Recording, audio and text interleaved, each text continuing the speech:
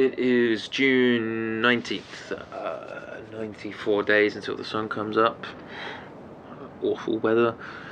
Condition 2, everyone is stuck inside just when everybody really does not want to be stuck inside. Johan is continuing to be a real barrier in regards to access to Mark. He says frequent visits are against doctor's orders, and I think that's bullshit. I need to speak alone with Jasleen, although she and Johan are thick as thieves on this one, and anything I say to one is going to be reported straight to the other, so... In other news, and this is probably the headline, Felipe has gone full true crime podcast and caught me out. Oh, fucker. So, schoolboy error number 1, don't ever get drunk with one's subjects. Felipe and I were doing shots, tequila shots, and I never have shots. I mean, what the fuck was I thinking? I just about realised in time, and I tell him, I've had enough, and he dares me to do one more, and of course he dares me to do one more, and I say, I'm not crazy. He says, you're the craziest guy here, and he's just ripping into me, and I say, me? Yeah? What about Johan and his crazy bet to do a 30-second head under the ice submerge? And I know the moment I've said it, even 3 shots down, I know I fucked up. Because the next morning, I'm having breakfast, and Felipe slaps his contract down next to me. I mean, he's printed it off, alright? 23 pages, 5 riders.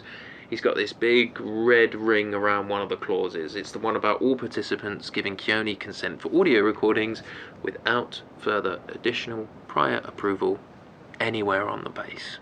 And Felipe says, you're recording us, aren't you? In here, all over, right? You're probably recording us right now.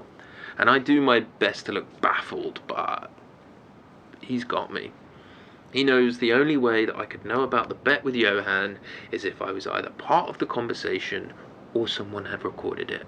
Now, I did my best to bluff, and I told him that Johan was the one who told me, but he knew I was bullshitting, and if anyone was going to guess about the secret recordings, it was going to be Felipe. He just looks at me with pity, and he knows I'm fucked, and he just walks away into the kitchen. And it isn't long before I can hear Scott in there yelling something about Keone conspiracies, and don't they realise that it's not a conspiracy? It's a blind study. No one's going to get quoted. It doesn't get held against anyone. Everything is anonymised. And the guys at Keone will never actually listen to the tapes. That is the deal.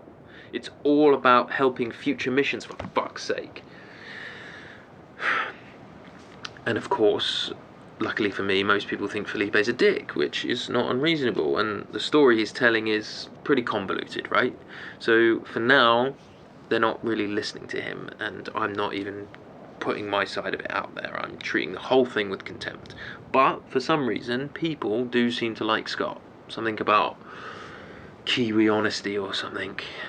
And he could do damage, and he needs to be hushed. And I thought maybe Johan could help, you know. So I go and see him. I see if he'll back me back in my study. And as I approach his office, I can hear him talking on the phone. Now the door's not fully closed, so I hang around outside, and I hear him say, "But they're secret recordings. That's the whole problem, Frank." I had to stop myself from barging in. I mean, he's obviously on the phone with Keone, and they're talking about my project without me. And rather than Johan backing me, he's talking about the possible damage it could do to the company and the low morale on the base, the fucker. I mean, whose side is he on? And anyway, I take a deep breath, and somehow I manage to walk away, right? So obviously, I'm thinking it's my mess, and I have to clear it up, and if Scott would just shut the fuck up, the whole thing might just die down. So I went and found him in the cold store, and he saw me come in, and he just carried on like it was nothing. I mean, he knew fucking well why I was there. And I just say to him, "Scott, can I have a word?" He says, "How about I just talk and you go upstairs and listen in?" I decide to ignore the joke, and I tell him I just want to talk. And he gets his phone out and starts trying to record me. And I just fucking lose it. I let rip. I tell him it is disgusting that he's obviously lied on his application. He has a criminal record. But I am willing to overlook that if he would just stop talking about these recordings. And I could see his blood boiling. And he turns to me and he says, "So what are we saying here?" And I very calmly tell him, "There's things people need to do here on Bowers Wilson. You, Scott, just need to cook and earn a full salary.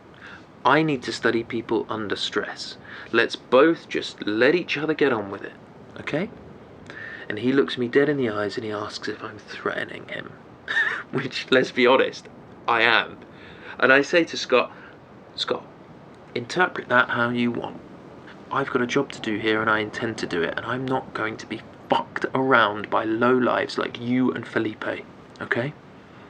And he looks at me and he picks up his phone and he says, "Let's both get back to work, shall we?" Now, it wasn't clear what he decided, but he hasn't made a scene since. Maybe he's been talking to people quietly on the sly, and if I find out he has, he's fucking history. Anyway, fuck it. I've gone and taken the mics down now, so... You know, this solstice party the day after tomorrow can come at a better time. It feels like everyone here could do with one giant fucking blowout. It's exactly what the doctor ordered. Well, if we had a half-competent doctor on the base, that is.